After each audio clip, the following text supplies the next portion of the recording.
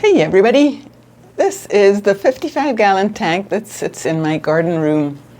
I don't keep it filled to the top because the floor in this room is quite weak and it doesn't seem to hold the 55 gallons very well. So I just lowered it to 30 gallons, and so I keep it at 30 gallons all the time now, and that seems to work out quite fine. So in this tank I have all tetras. I have 4 black skirt tetras, 3 diamond tetras, 4 lemon tetras, and 2 syrpy tetras. And the lemon tetras are always spawning all the time, from morning till noon, almost every day, as long as it's sunny. If it's cloudy, they don't, but usually they do. And so it's produced a few babies. Right now, actually, I do have 3 babies in this corner. You might see 2 of them that are a little bit older, almost full grown now. So yeah, I'm very proud of my lemon tetras. They do a good job. In fact, I started out with 2, then I bought 1 more, and then, so now they've multiplied. And that's always a good thing, right? So the way I maintain this tank is, it's set up like a river somewhere in South America. It actually, because I was born in Trinidad, so it actually reminds me of a stream that I visited quite often when I lived there. But the tetras that are in here, well, they're not all from Venezuela, but some of them are from Venezuela originally. And so it's set up to look like a natural place in Venezuela. So in this corner I have some cryptocorynes growing. And then I have Mexican bowl rock, and I know that's not from Venezuela, but it's part of how I keep my biological filtration going.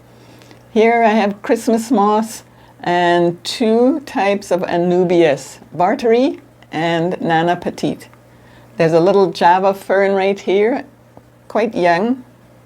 I think there's 2 of them actually, yes, 2 very young Java ferns, but they are starting to pick up because the roots are getting bigger and the leaves are also getting bigger.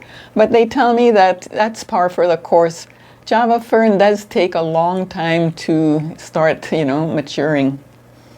So what else do I have in here? Oh, and then in this corner, I would like to have a forest of rotala, rotandifolia, but during the winter last year, I didn't have enough lighting on it, and so it started to die off. But now I've put on an extra light, and it's starting to pick up again. And I'm hoping that I will get a nice little forest where young fish can hide from or small fish can hide from the bigger fish. Okay, what else? So yes, the lighting for this tank is something that I want to work on, because right now there's a very weak LED lights go in the whole strip of LED lights go in the whole 48 inches, but they're very weak. And then I have a little a fixture there, and I believe they are 2 40-watt LED bulbs, if I'm not mistaken. Or they could be compact fluorescent. No, this one is the compact fluorescent one. Yeah, it is. So it gives a bit more light than the LED, but I'm still not happy with it. What I would like to do is to have some dome lights that are very reflective and have 60 watts, or the equivalent of 60 watts in LED and 5000 K. So that will give me, because it's 30 gallons, so and that would be 120 watts. So that's 4 watts per gallon, and that's quite a nice number. Tetras don't really like it too bright, but I'm trying to compromise because I can't keep losing the plants. The plants are too expensive. I've spent so much money on the plants, so much, oh. But anyway, they are starting to do better now that I've got more lighting, and some of the products I'm using now, which I'm going to tell you in a minute. So the way I operate this tank is that I have a 100-watt heater in each corner, and with each heater there's a 6-inch bubbling bar. So that keeps Why I do that is because it keeps the heater cool so that it doesn't overheat. So it keeps the circulation going over the heater. And it keeps the temperature of the tank more steady, I find too. So I don't actually have a filter in this tank. There's no one thing I can point to and say, that's the filter. I just have it where everything is doing the filtration. That's why I use a lot of this Mexican bowl rock, because it has a lot of surface area for bacteria, and I find that it does a good job. Because I test my water every month. I test my water, and it's always fine. It's always the perfect parameters for the Tetra, and they seem to like it anyway.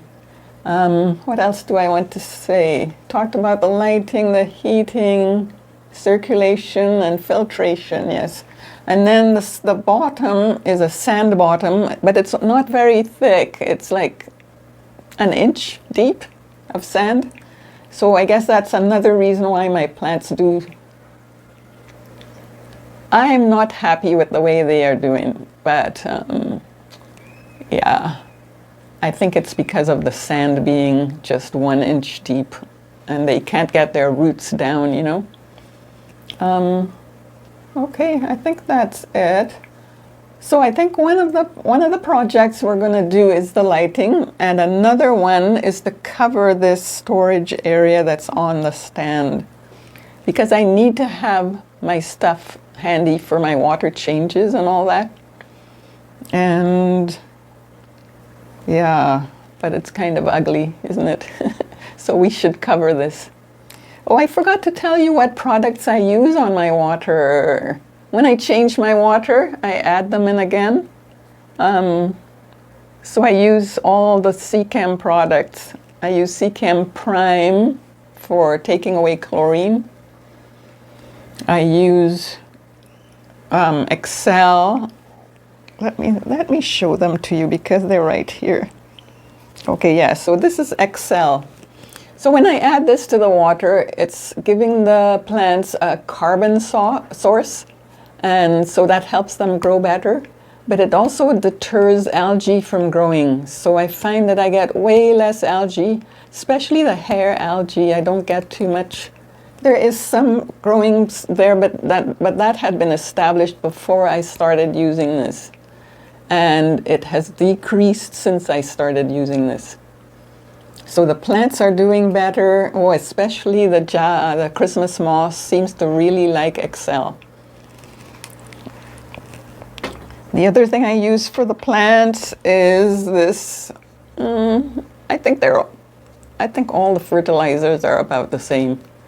I've even had people say they use just something they got in the garden shop, something like an African violet or liquid fertilizer for green plants, something like that.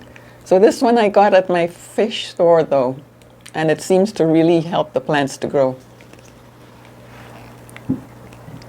What else do I use? Okay, if I do a very big water change, I use stability to add. Since I don't have a filter per se, I like to add in a little bit of stability in order to replenish the bacterial colony. Okay, and what else? I already mentioned Prime. That's for taking the chlorine out of the water that I'm going to put in. The fresh water from the tap has chlorine in it. This takes it out. Chlorine is just not good for fish. What else do we have down here?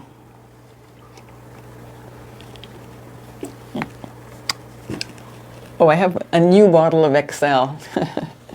The other one is almost empty. This one, oh, I like this one. This is pristine.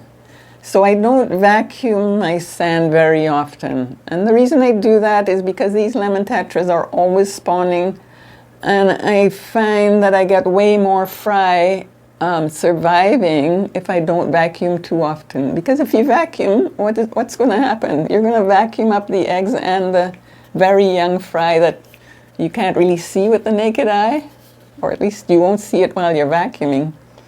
So I find that since I stopped vacuuming too much, that's when I really started getting more and more babies from the lemon tetras.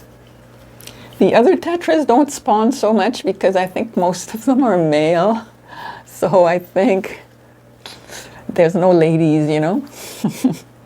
But anyway, so pristine, after all saying all that, pristine takes away that mulm, you know, the gunk that sits on the bottom. And it's just inert. It doesn't really change it doesn't affect the quality of the water, but it sits there looking ugly. So when it starts to get to be too much, I put in pristine. And pristine is another kind of bacterial culture that will eat the mulm and turn it into water and whatever else. So this is also another good product. I really noticed, like, the day after I put this in, I can notice a difference with the mulm problem. So C-Chem, thank you. I know you're not going to give me a sponsorship, but I like your products. Okay, and the last thing I have is Tetra 6-in-1 test strips. So once a month, I test not only the aquarium water, but the little indoor pond that I have over there on the other side of the garden room. I test the water once a month. There's 25 strips in here, so it lasts me a whole year. And I paid, I don't know. I think I paid around $20 Canadian. So that's not too bad. I don't mind that at all. I never have any problems where I have to really know, you know, I don't need a big master kit, I don't think. Because I change my water fairly regularly and I don't have any problems. Okay, so in the future you'll see me doing some projects with this aquarium, and one of the first things we're going to do is do the lights, redo the lights, and then we're going to cover this. I don't know what to do to cover the front of the storage, but something. If you have any suggestions, you can leave them in the comments. Okay, and I think that's it for today then. Yeah, I think it is. And we will talk about it more in a future video. So in the meantime, God bless you. Have a great day, and we'll see you next time. Bye-bye.